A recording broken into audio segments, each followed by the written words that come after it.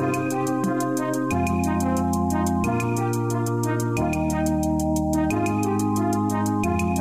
David Pakman Show at davidpakman.com.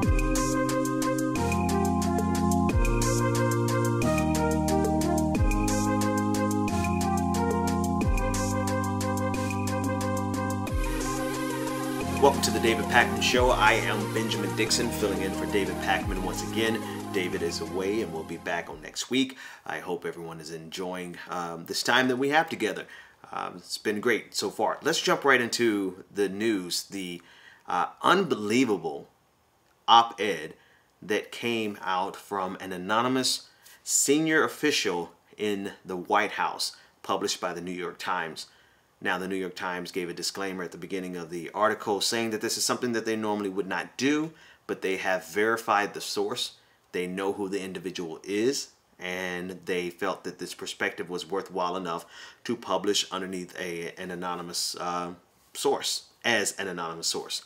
So I want to read a couple of quotes from this article, and then we can get into all of the fallout shortly after that. But here are a couple of quotes from the article that stand out. And this is what it says. Quote, "The dilemma, which he, President Trump, does not fully grasp, is that many of the senior officials in his own administration are working diligently from within to frustrate parts of his agenda and his worst inclinations. I would know. I am one of them.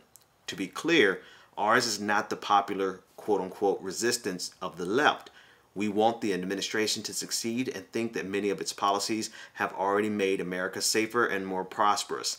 But we believe our first duty is to this country, and the president continues to act in a manner that is detrimental to the health of our republic. That is why many Trump appointees have vowed that we to do what we can to preserve our democratic institutions while thwarting Mr. Trump's more misguided impulses until he is out of office." Wow. I mean, this confirms. Again, I think we talked about this the other day with Bob Woodward's book.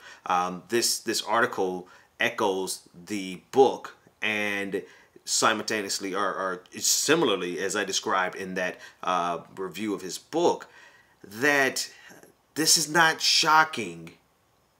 It's not surprising, but it still blows your mind. I don't know how it manages to do all of that at the same time. Don't ask me. It just does this. Like this article, you know, I don't know if you've seen the meme where the kid is like, I don't know what to do with this.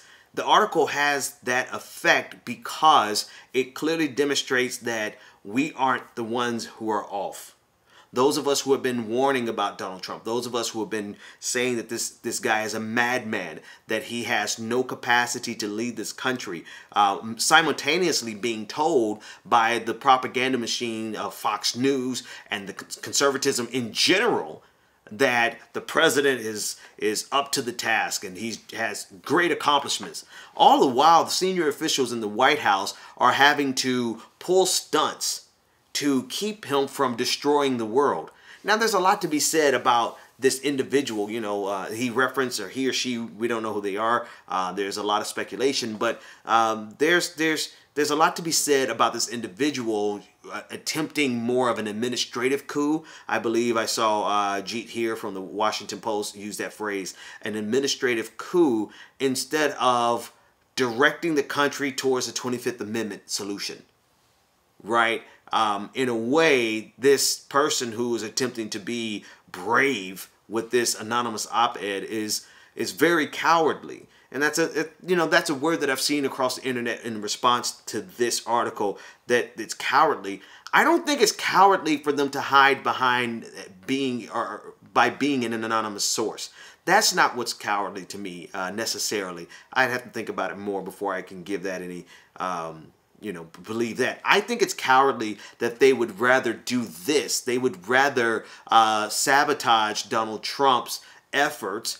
Thankfully, yes, grateful for it in the sense that they're stopping him from destroying the world, but they're not willing to go the step of getting him out of office, at least temporarily, vis-a-vis the 25th Amendment. That, to me, is what's cowardly. Now, there's a lot of responses to this across the web, but I want to read the response, obviously, from Donald Trump. And this is what he had to say on Twitter. He said, quote, Does the so-called senior administration official really exist, or is it just the failing New York Times with another phony source? If the gutless anonymous person does indeed exist, the Times must, for national security purposes, turn him or her over to the government at once. The president wasn't finished. Take a look at this video of the president.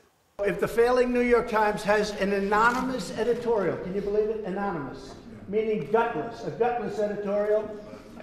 We're doing a great job. The poll numbers are through the roof. Our poll numbers are great. And guess what? Nobody is going to come close to beating me in 2020 because of what we've done. I want to read some responses from a couple of friends, well, at least one of them, a friend of mine, Sam Cedar of the Majority Report. He said this on Twitter, quote, "This New York Times op-ed is the first salvo in the predictable attempt by the GOP/conservatives to make the now increasingly expendable Trump not of them. Don't buy it. President Trump doesn't exist were it not for what these people built." That is something I absolutely can agree with. Because as you read this article, it gives you this sense that there's actually a functioning party, a functioning group of individuals in this administration who are doing the valiant thing. They give you, it conjures up thoughts of episodes of whatever series that focused on the president and the staff that's trying to make sure the president's doing. No. All of these people were complicit with getting Donald Trump into power, and now they are all going to be held accountable for what he's doing in power. Now, mind you, I'm grateful that they're stopping World War III. Continue to do that. But that's the minimum. That's the very least. That's the least that you can do, getting us saddled with a maniac like Donald Trump. This is what Chris Hayes of MSNBC had to say. He said, quote, "The op-ed is an attempt to take out an insurance policy for the GOP and conservatism if and when things get much, much worse. It's a very public hedge meant to preserve the reputation of the GOP's entire political and governing class." Again, pretty much echoing what Sam Cedar had already said.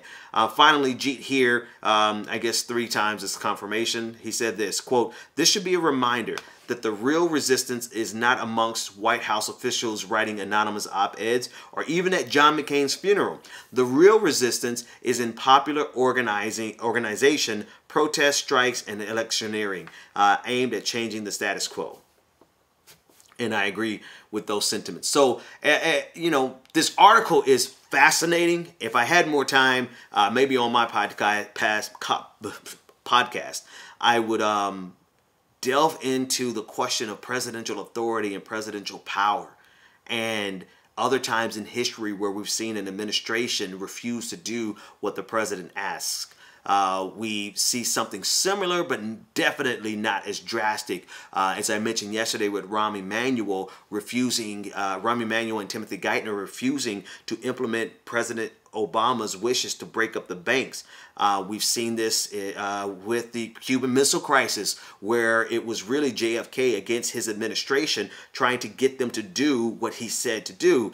But then I'm also reminded, I guess I'm talking about it anyway, I'm reminded of Franklin Roosevelt, who had checks and balances on his staff. He had people throughout his administration that would rat on the other person because he knew this is how administrations work. And so he was able to get things done by not having anyone in authority that he didn't have somebody secondary who would basically rat them out to him. So this is a really good article for an academic exercise, and I will do that on my own show, probably with some professor friends of mine, to actually talk about that aspect of it. But in terms of the political news cycle, this is madness. So this is day 2, or we have just passed day 2 of Kavanaugh's hearing, confirmation hearings in the Senate, and they're over, I think, about what, 8 hours, 9 hours of testimony that took place, or of question and answering that took place today. And we're not even going to attempt to give you a summary of it because it was so long. You could get a summary somewhere else. I want to highlight about 3 clips that were very telling exchanges that told us more than Kavanaugh ever wanted us to know about him. This first clip is between Senator Feinstein and Kavanaugh, asking him how does he reconcile his position regarding weapons like AR-15s being common weapons and the damage that they cause, particularly in mass shootings, specifically in school shootings. Take a listen. How do you reconcile what you've just said with the hundreds of school shootings using assault weapons that have taken place in recent history? How do you reconcile that? Senator, of course, the violence in the schools is something we all detest and want to do something about. And there are lots of efforts I know underway to make schools safer. I know at my girls' school, they do a lot of things now that are different than they did just a few years ago in terms of trying to harden the school and make it safer for everyone. All right, so as you can see in this clip, he completely dismisses the reality that these weapons are the weapon of choice that are used to kill innocent people. He shifts the burden, the responsibility of protecting our children not onto legislators or judges, but onto schools who have to, quote unquote, harden their facilities. Now, that was the first exchange. The second exchange comes with Kamala Harris, comes from Kamala Harris. And all I can say is, damn. Can you think of any laws that give government the power to make decisions about the male body? I'm happy to answer a more specific question. But male versus female. There are medical procedures. Okay. That the government has the power to make a decision about a man's body. I thought you were asking about medical procedures that are unique to men. I'll repeat the question. Can you think of any laws that give the government the power to make decisions about the male body? I'm not thinking of any right now, Senator. I don't think I've ever heard that question asked. And it's so simple and yet so precise. Can you tell us any law that regulates men's bodies? But here he is, whether he admits it or not, which he's not going to admit it. He has one task. I know I keep going off on these tangents, but it's hard because you try to argue these issues in good faith within the framework that's given, questions and answers, but in the backdrop of my mind and yours, you know who this clown is. You know who this man really is. He's a rabid, evangelical-leaning, activist, conservative judge that at the moment he gets the opportunity, he's going to do away with Roe versus Wade. Yet, he's sitting here in a question and answer setting, and we are expected to entertain him in this civilized format when in reality, we know exactly who the hell this clown is. But back to the point. The point is, I don't think I've ever heard anyone ask a question that's succinct and to the point, and he could not answer it. He has this way, you know when he's lying or when he doesn't want to answer. You'll see even more so in a minute. You could tell he does not want to answer this question because he's acting as though he couldn't hear it correctly. Right? He does the same thing in this next clip. We're going to break this next clip up into two segments. It's the same clip, but it's a little long, but I absolutely need you to hear it. Here's the first part. Judge, have you ever discussed Special Counsel Mueller or his investigation with anyone?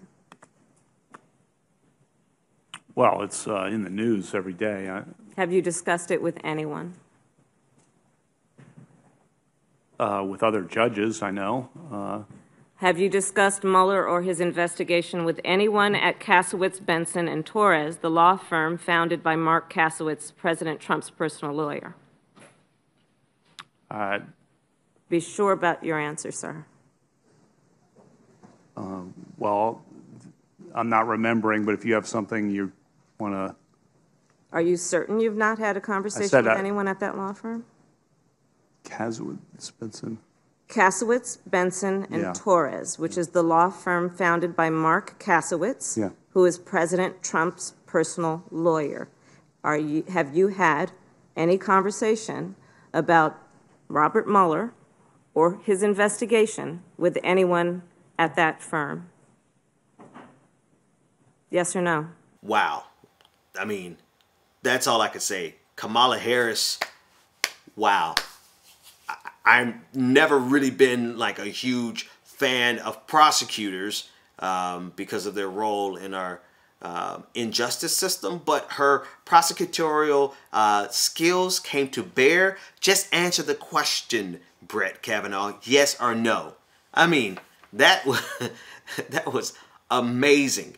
And you can see, just like I mentioned before, that when he doesn't want to answer a question, he likes to play dumb.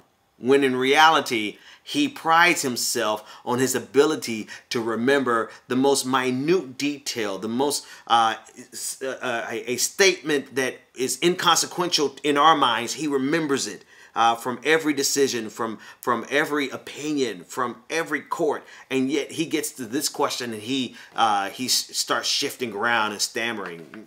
That means he's lying. But here's the best half. Take a look at this next half. Well, is there a person you're talking about? I'm asking you a very direct question, yes or no? I need to know I'm not sure I know everyone who works at that law firm. I don't think you need to. I think you need to know who you talked with. Who'd you talk to? I don't think I'm not remembering, but I'm happy to be refreshed, or if you want to tell me who you're thinking of who works. Are you saying that with all that you remember, you have an impeccable memory? You've been speaking for almost 8 hours, I think more, with this committee about all sorts of things you remember. Yeah. How can you not remember whether or not you had a conversation about Robert Mueller or his investigation with anyone at that law firm? This investigation has only been going on for so long, sir. So right, please I'm not answer sure. the question. I'm just trying to think. Do I know anyone who works at that firm? I might know. Have you had? That's not my question. My question is, have you had a conversation with anyone at that firm about that investigation? It's a really specific question. I would like to know the person you're thinking of, because what if there's... I think you're thinking of someone and you don't want to tell us. Who did you have a conversation with? I'm not. Mr. Chairman, I'd like to raise an objection here. She did a killer job, so much so that a Republican had to object. That is a type of questioning that we need all of the time, but especially right now. And one question that I want one of the Democrats to ask is simply this. Kavanaugh, if you really trust and believe in your work, why don't you voluntarily turn over those documents that Republicans are withholding? If they ask him that question, I would love to see the answer. The David Pakman Show at davidpakman.com.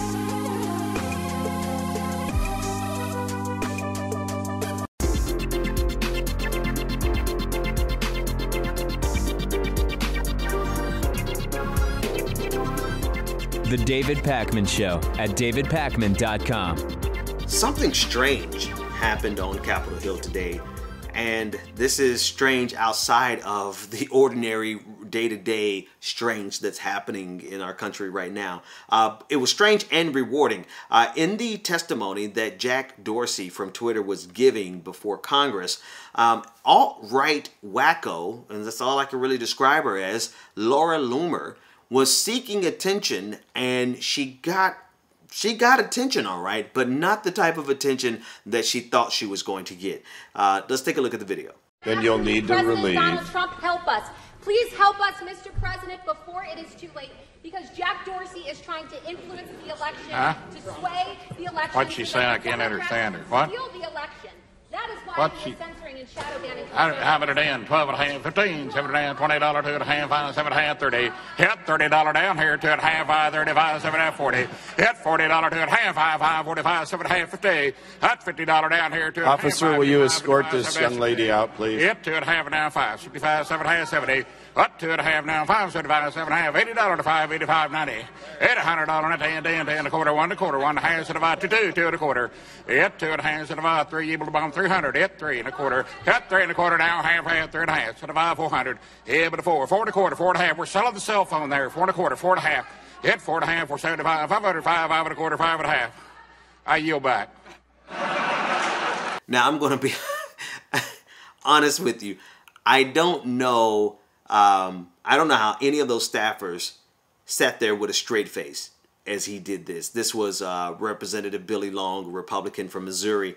Side note, I guarantee you, if Billy Long knew she was uber conservative, he would not have done that. But thankfully he didn't know, and this amazing moment occurred in which I do not understand how those staffers sat there and did not laugh and roll on the ground laughing, because I honestly thought that this was one of those messed up overdubs. You know the clips that they have on Facebook where they do the voiceover and make people say the strangest things and the most funny thing.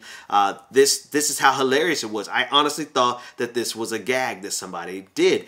No, this happened in real life, and it could not have happened, ladies and gentlemen, to a better person, a more deserving individual than Laura Loomer, who is the alt-right troll, extraordinaire. That's basically all I can say. She is an alt-right hack extraordinaire. But she got upset about this, and this is what she had to say on Twitter. She said, quote, "I'm not far right. I'm a female Jewish real Donald Trump supporter who is sick of being censored and shut down by liberals in big tech companies like Facebook and Twitter. It's highly inappropriate for a congressman to auction off free speech and treat me like a prostitute." Sorry, Laura. First of all, that's not going to resonate with anyone because your comparison, your analogy there is not quite right. You know, I've never seen someone auction off. I mean, I guess there was that movie Taken where they were auctioning off the whatever, but it doesn't really resonate with anybody. So I'm going to even stop trying to make sense of her nonsense. The fact of the matter is that you tried to make a scene and got embarrassed yourself in the most spectacular fashion in front of the entire nation. And this is happening to a person who is the most deserving of this type of embarrassment. You, along with, we'll get to Alex Jones, but this entire faction of the far right who have this victim complex. There's really no reason for me to argue in the framework that they're giving us. I don't even want to argue the merits of what they're accusing, that these are liberals in big tech companies silencing conservatives. First of all, Telesur got pulled down, right, on Facebook. There has been censorship of leftist organizations, left-leaning media outlets for years, and nobody said anything. But now Alex Jones gets pulled down and the whole world loses their damn minds. So I'm not even going to argue in the context of that because conservatives are doing just fine. It's really just Alex Jones who's overstepped the boundaries of the terms of service over and over and over again, and he finally got pulled down, right? But now everybody's like, oh, conservatives are being censored. Conservatives have hundreds of millions of dollars tied up into media, into new media, into their own radio stations, into their, the CRTV, where they have all these episodes. They have tens of millions of viewers on Facebook every single day. They have hundreds of thousands, millions of followers on Twitter every single day. How many YouTube channels from conservatives miss me with this fake conservative, oh, we are being censored madness? What you want is to be able to force your agenda down the throats of America, unimpeded, unhindered, without any ramifications for the things that you say. You want the ability to speak all of the hate-filled rhetoric, even to the point of threatening somebody's life and not be held accountable for it. No. Period. And that's why I don't want to argue within the framework they give us, because the framework is so ridiculous. Conservatives have the run of the mill in media. Everywhere you go, everywhere you turn, conservative media is shutting this stuff down. I got to remember I'm on David's program, so I can't cuss. But everywhere you turn, we are inundated with conservative media 24 hours a day. And yet woe is me. And you even have some progressives. You have some progressives who are like, oh, we have to stand up for the Alex Jones of the world. We have to stand up for the Alex Jones because if it happens to him, it's going to happen to us eventually. It's been happening to us. We've been censored and nobody thought anything about it. And so now it's happening to somebody from the right. What is it? What is it about America? Why is it that you all love to worry about something when it happens finally to a conservative white man, crazy man like Alex Jones, but when it's been happening on the left all of these years, you had nothing to say? And again, that's why I don't want to argue it within the framework they're giving us, because it is so ridiculous. The only thing I'm really allergic to besides BS is stupidity. And this conservative persecution complex is the epitome of stupidity. And I'm so glad, that's exactly why I'm so glad, Laura Loomer, who is trying to peddle this conservative persecution complex, got embarrassed in front of the entire nation. It could not have happened to a better person. All right, speaking of madness that's occurring on Capitol Hill, I'm sure you've seen the video by now. If you haven't, we're going to play the video of the confrontation between Alex Jones and Marco Rubio. And actually, I'm not going to say anything. Let's watch the first part of the video here. Go after freedom of expression. What about the Democrats purging conservatives? He's not answering him. Just the Republicans are acting like it isn't happening. Thank God Trump is. Well, but it's weird, man. Oh yeah, it's really weird. There's no purge of conservatives. I don't know. There's no shadow banning Who's of members of Congress. Bias in social media? Yeah, who's this guy? We deplatformed him. Are you concerned about bias in social media? Well, I think the bigger bias is against freedom of expression. Everybody should be. There's a look. I support going after. It's happening here, but you say I don't exist.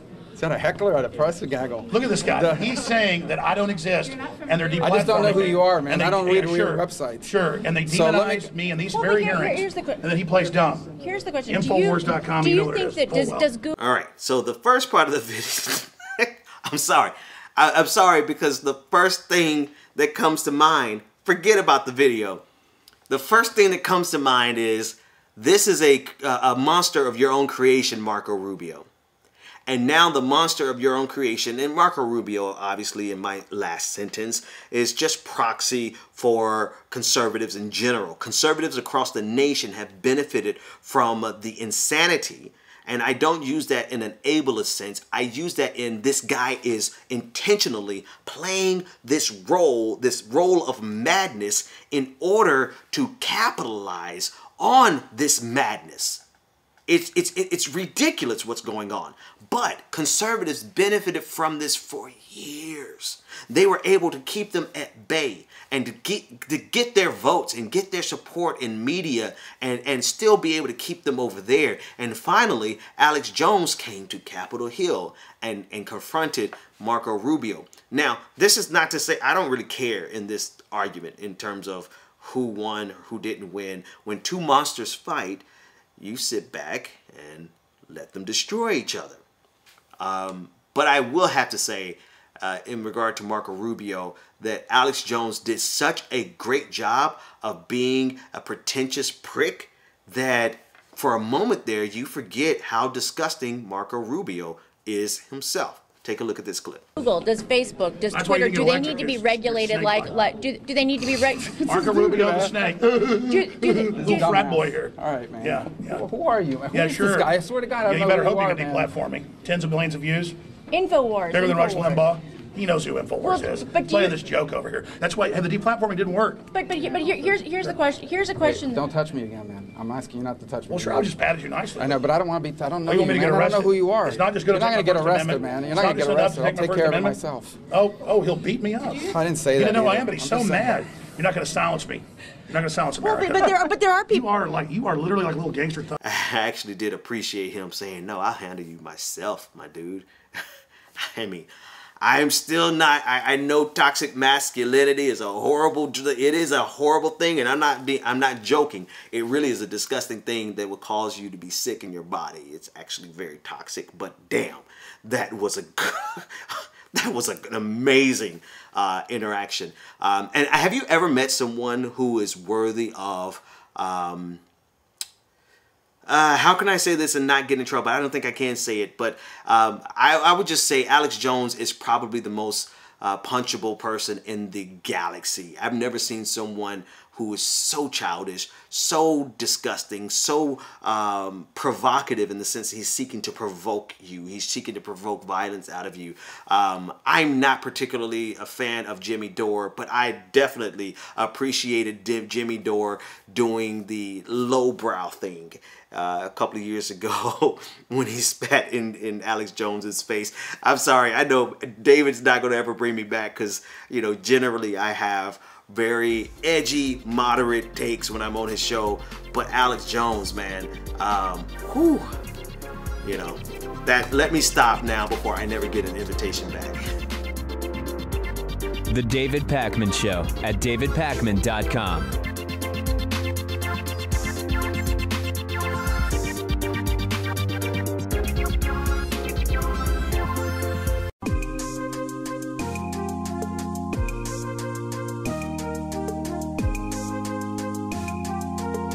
Welcome back to the David Pakman Show.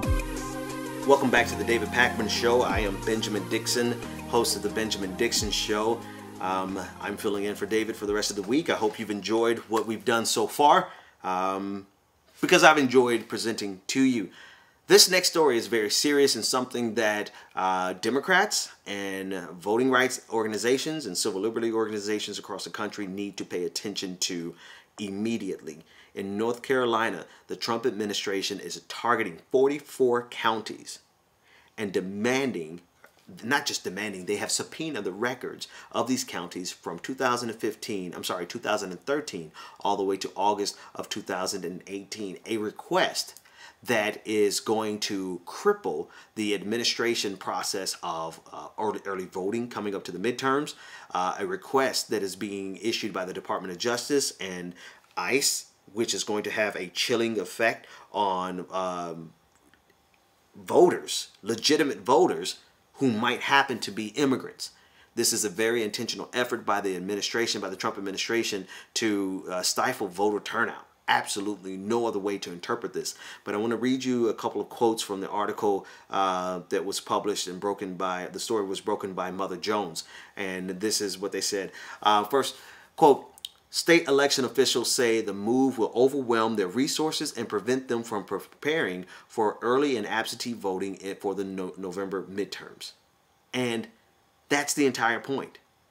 Because traditionally, early voting leans towards the left, leans towards the Democratic Party.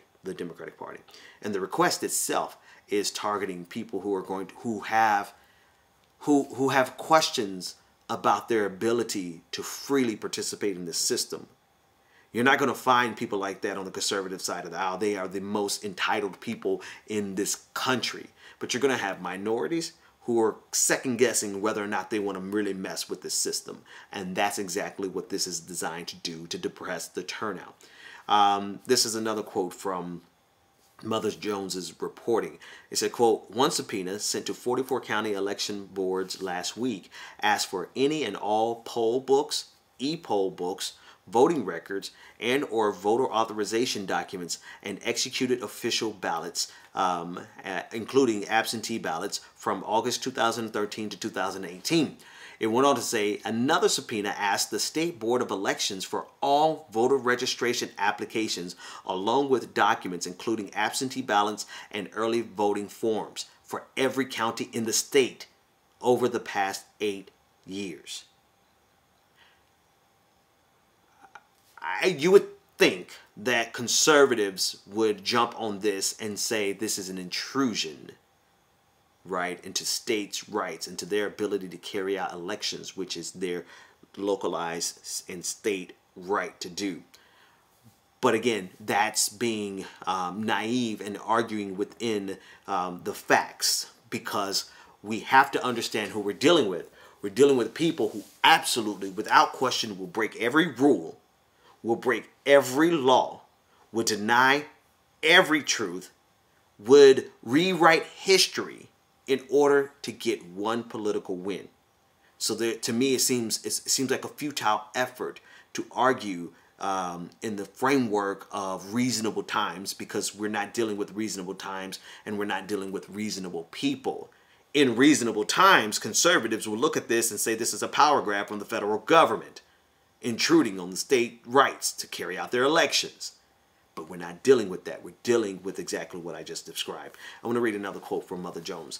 We are deeply concerned by the administrative drain on our county boards of elections in order to comply with the extensive subpoenas immediately prior to a federal election, including the necessary reproduction of millions of documents.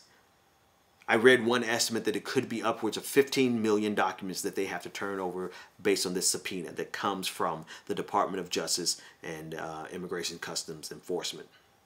Last but not least, civil rights groups say the fraud charges and new subpoenas could intimidate eligible voters, particularly immigrants, into staying home in November.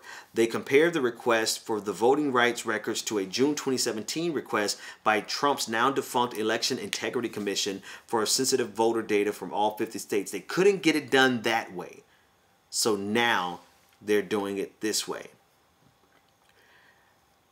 Again, I've already described exactly what we're dealing with, who these people are, but I just want to show you how far they would go. This entire move is based on this press release from the Department of Justice, and I want you to listen to the language, this fear that they're trying to instill across the nation over a straw man, a boogeyman that does not exist. Not that any boogeyman exists, but you get the point.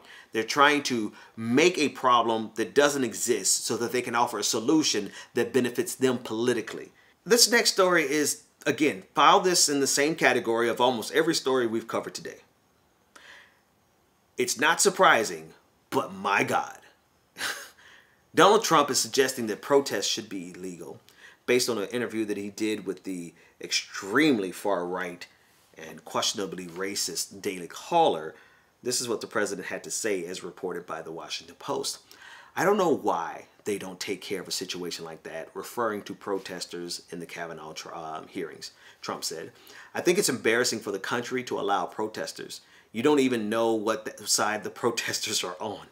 He added, in the old days, we used to throw them out. Today, I guess they just keep screaming. I mean, the key part in this entire statement is you don't even know what side the protesters are on. Because let's be sure, if the Republicans had somebody there protesting on their behalf and they knew, thinking of Laura Loomer and the Missouri Congressman, if they knew that they were conservative, I'm pretty sure they'd be okay with it. But here's the thing. I think we discussed this yesterday with regard to protests in general. People in power would never approve of your protest no matter how you do it. No matter how you do it. And there is really very little incentive. I mean, think about how ridiculous Laura Loomer looked. If you haven't seen that clip, go click on a link somewhere and watch the commentary that I just gave on Laura Loomer trying to protest the congressional hearing of Jack Dorsey from Twitter. And she looked extremely ridiculous, not only because the congressman made a fool of her, but also because who are you protesting? You guys have all the reins of power. When you're protesting Congress to do something about Jack Dorsey, well, that's literally what they're doing, based on something that's not actually a problem. So you're getting what you actually want, but now you're making a scene asking for more. And that goes back to the entire point that I was trying to say. I guess something, anyway, it makes absolutely no sense. If you think about it, people who have power have no incentive or need to protest. And so the statement by Trump, I know there's absolutely no reason to think intellectually about something that Trump says, but I'm going to try anyway. You don't even know what side the protesters are on. You can guarantee that 9 times out of 10, if not higher, the protesters are going to be on the side of the disenfranchised, of the marginalized, because they need an opportunity to actually be heard. And because of that, you know, if Donald Trump is suggesting that protests should be illegal, that it's going to have a crackdown effect overwhelmingly, without question, like a laser-like focus on progressive ideas and marginalized communities. Period. And that's why a statement like this is so dangerous coming from the President of the United States, because of who it targets.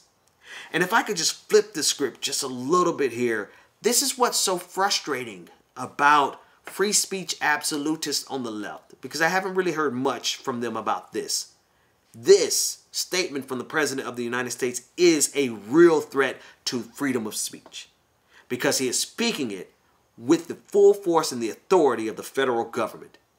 And that is who we needed to be protected from in the First Amendment.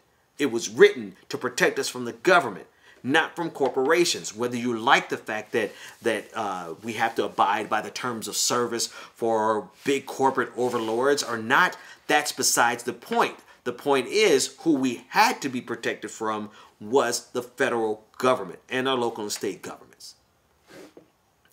And so the fact that the President of the United States is suggesting, even remotely hinting at something like this, should set off the alarms of all of the free speech absolutists who regularly take up for Nazis and more recently are taking up for Alex Jones, but they're not saying anything about this. And this, maybe I'm being too dramatic. I mean, I guess we're all paid to be a little dramatic, but still, it's a serious issue. The President of the United States, with the power of the executive branch, with the authority of the federal government behind him, suggesting that protest should be done away with. And yet, quiet on the set. The David Pakman Show at davidpakman.com.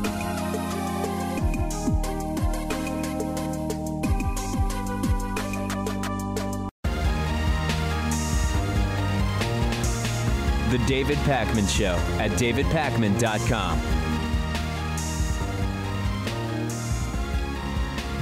Welcome back to the David Pakman Show. I am, of course, not David Pakman. I'm Benjamin Dixon. You can find all of my work at thebenjamindixonshow.com. I actually want you to go and register for my newsletter, which I think is the most efficient newsletter. I only hit your inbox when an issue is very important. And I hit you with 3 bullet points so that you can get a very succinct breakdown of the propaganda that's being thrown your way. It's called To the Point, and I get to the point in 3 bullet points or less. Go to thebenjamindixonshow.com and register for that. Let's get to the point. Fox News is in a panic because more and more frequently, people are confirming the fact that Donald Trump is unstable and not fit for office, and evoking the 25th Amendment.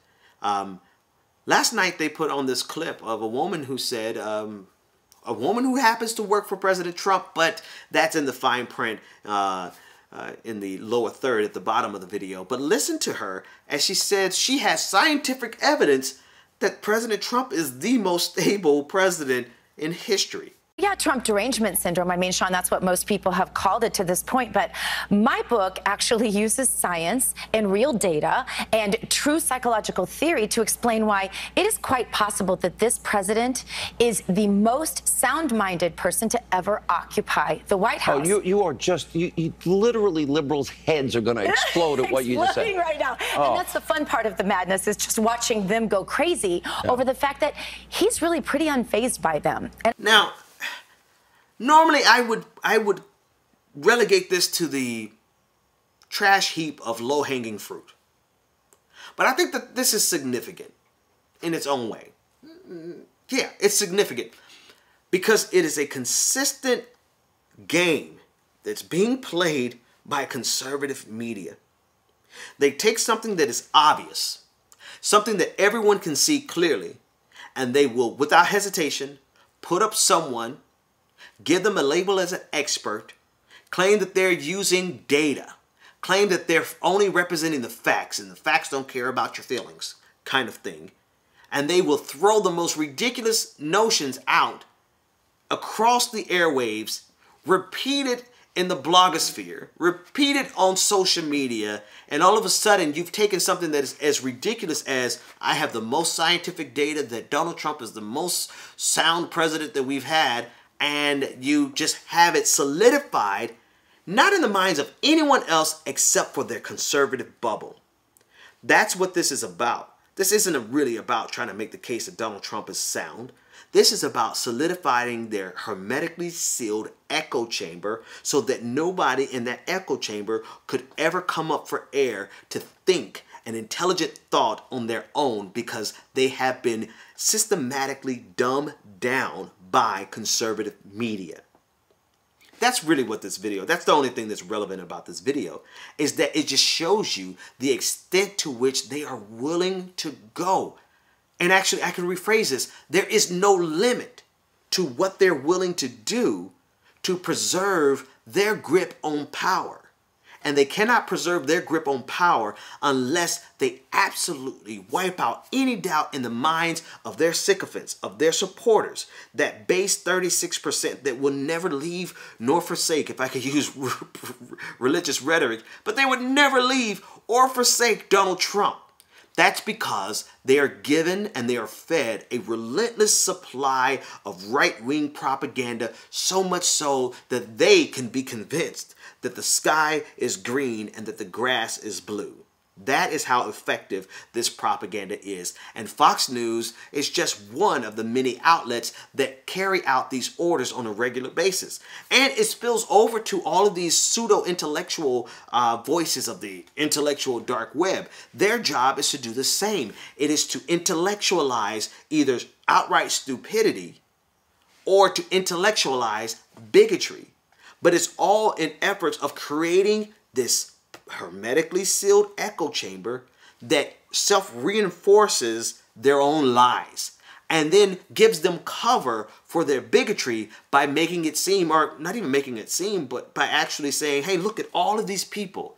Look at all these people who follow Jordan Peterson as he suggests all of the ridiculous and sexist things that he suggests. Look at all these people who follow Ben Shapiro as he presents all of his straw men as some type of true intellectual challenge that, oh, I'm really taking down this ridiculous straw man that I pulled out of the air that absolutely no one ever said, right? They create these worlds that their supporters can exist in and have reinforcement and to have confirmation and to have no exposure to anything except the dogma and propaganda of conservatism. There is nothing like that on the left. We would argue that we don't want anything like that on the left. But the fact of the matter is, if we don't have a counterbalance, not by replicating the propaganda hermetically sealed echo chamber, but by amplifying the truth. I say it like this: they've weaponized lies on the right. We have to weaponize truth on the left. This next story, I feel a little bit of ambivalence around because I don't think it's worthwhile. I personally don't think it's a worthwhile endeavor to engage with Trump voters and people, the MAGA movement, because they have demonstrated to me and to most of the world that they have zero intention of engaging genuinely. They have every intention of being disingenuous in their engagement. But this story would seem to prove me wrong, at least in this case. So here's a little bit of anecdotal evidence that maybe your time trying to convince a Trump troll is worth your while. A former Trump troll gives a passionate apology to former President Barack Obama. He did so in a series of tweets on Twitter, and I want to read them to you now, and then we'll let you decide for yourself. This is what he said, quote, "Mr. Barack Obama, I apologize for all of the nasty things I've said to you or about you, thinking you were here to divide and destroy America from the inside. I have learned so much in these past several months. My world has flipped upside down. I was a part of the group who," the next tweet says, "I was a part of the group who thought you were a Muslim, who thought you were born in another country. I was ignorant to truly do research. Truly do research about you that I did not make a proper informed decision. I trusted propaganda and thought you were the enemy of America. I thought you, Barack Obama, wanted to take all guns. I allowed anger and hatred towards you, sir, to cloud my judgment from reality and was noted in my columns that I have written in the past. I ignored your accomplishments, your love for soldiers, and said mean things. I know you were not perfect, Barack Obama. Every president has made their mistakes, but at Barack Obama, you are not the person conservative media says you were. You cared about all Americans and tried to unite us. You tried getting people to see different points of view. You cared about safety and tried your best to fight gun violence. You did care for military and veterans and our country, which I have later found out. Again, I am truly sorry for my hate towards you, Barack Obama. You are a decent human being and a good president. So what do you think about that? Do you think that's a genuine apology, or do you think it's an attention grab? A lot of people in the replies to this tweet said the dude is really just trying to promote his blog and get media attention like he's getting. But is it a worthwhile endeavor to try to invest time into people who have made it clear? In most cases, in the majority of cases, they've made it clear that they have no intention in engaging in good faith, that they're simply there to undermine your trust in your belief system and to try to give the appearance. I mean, trolls are literally paid to give the appearance as though there is a massive amount of people who disagree with your viewpoint. And when your viewpoint is based on science, let's say like global warming and climate change, when you have people who are paid money to sit in chat rooms. God, I just aged myself. Nobody's in chat rooms anymore. To sit on social media and to relentlessly over and over and over again make sure that they can cast doubt in your minds. I mean, this is literally the PSYOP style strategy of trolls on the internet, right? Very few times are you engaging with people who have that level of intensity that they're just going to fight it out to the very end. In a lot of cases, you're dealing with paid trolls or people who have intentionally decided whether they're paid or not to operate in that capacity.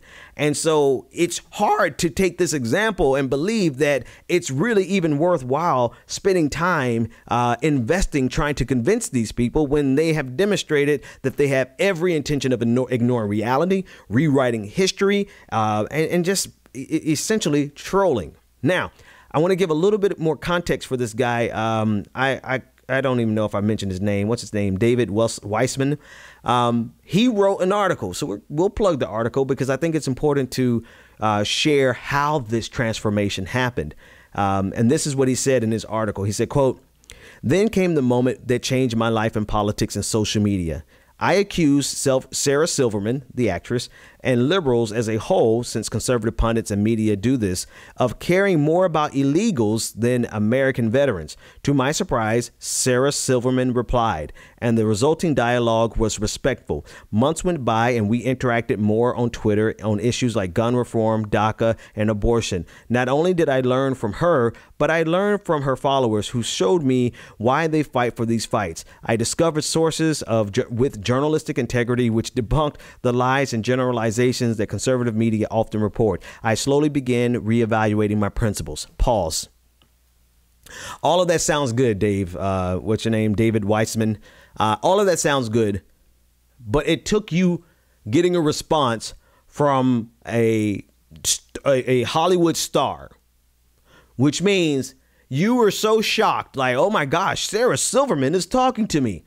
Of course, you're going to take a minute and be like, well, what does she have to say? What does she have to say? So, I mean, are we saying here that because people have been telling you this all along, David, that your politics are wrong. People have been trying to show you sources of journalistic integrity for a while. I guarantee you this is not the first time people have approached you. And so are we saying that the catalyst for change is for someone to be able to interact with a television star? Or whatever, I don't even know. I can't even remember exactly what Sarah Silverman starred in, but that's besides the point. Is that the magic sauce? Because if that's the case, we might as well forget it and just keep pressing on the way we're pressing, because not everybody is going to take the time to interact with someone who's admittedly a troll. But I digress. Let me not give this guy such a hard time. This next paragraph from his article, I think, is actually worthwhile. This is what he said. During the process, a few high-profile Twitter Trump supporters saw me communicating with, as opposed to bashing, Silverman and other liberals like Andy Lassner and Chelsea Clinton. The Trump train mob turned their vileness towards me. just for talking respectfully to those they thought as an enemy. I, a U.S. Army war veteran of 13 years, was being called a traitor to the country. I never realized how hateful this group was until I became the subject of their abuse, which doesn't make me feel very good. From then on, my eyes were open to the kind of person Trump was, an amoral bully. I would say immoral. I really was looking for the word immoral there, but an amoral bully like his base that supported and elected him. Well, if nothing else, that paragraph is worth it all, because that's going to be the absolute case. The moment you show any independent thought from conservatism, the conservative mob will jump on you like flies on you know what.